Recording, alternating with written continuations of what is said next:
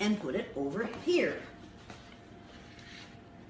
And now you see, the United States is no longer in the middle of the map. Right.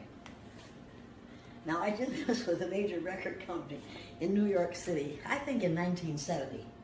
And an older man stood up in the back of the room and said, "Now, Elliott, you've gone too far."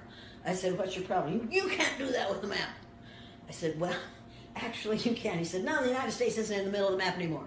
I said, "The United States never was in the middle of the map. You need to realize this depends on how you draw your map."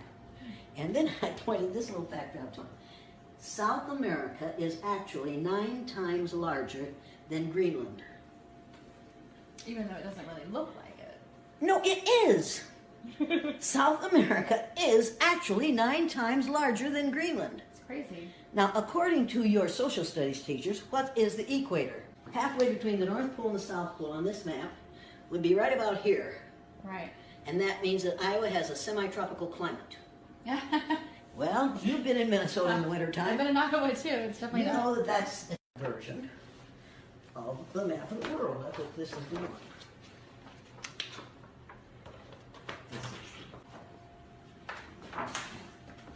That's very good. The Peters projection map. The sizes on this map are right. The shapes are distorted. Wow. Look at Greenland on this map. Right there. See it? Yeah, it's really tiny. See how small that is? Right.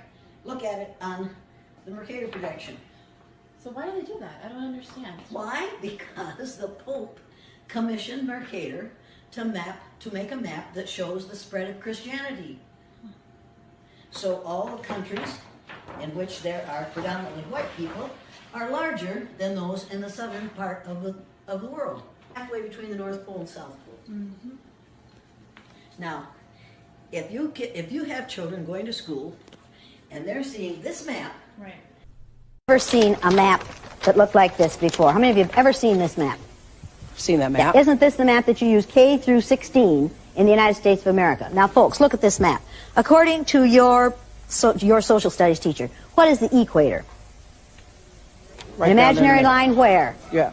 Around the center of the Earth. Then if this map is correct, then the equator must be here, and Chicago has a tropical climate. Now, folks, this is the map that we use in the schools. Look where the United States is, in the middle of the world, right? Now, here's the USSR, which is no more, of course, Mongolia, China, Africa, India, Pakistan, Afghanistan. Now, look over here. USSR, Mongolia, China, India, Pakistan, Afghanistan. Two Indias here. We have 2 Indias. Did you know that? Now, people, this is a flat-out lie. Look at the size of Greenland and the size of South America. According to your social studies teachers, what were continents? Largest land masses on the face of the Earth, right? Now, do you know the continents? Africa, Asia, Australia, Antarctica, Europe, North America, and South America. Did I say Greenland? Well, Greenland isn't a continent, but it's a huge landmass according to this map, right?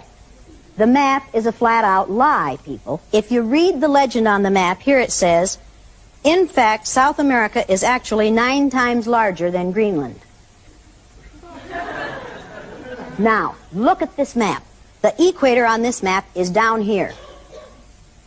All the white countries are larger than they should be, and all the countries of people of color are smaller than they should be. This is a visual image that teaches children a lie.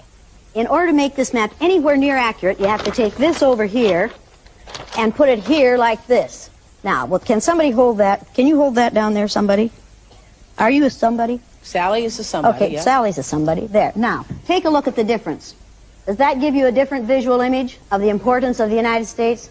People, the way you use things like this, teaching aids like this, are what make you and I racist. We were taught that this is the way the world looks.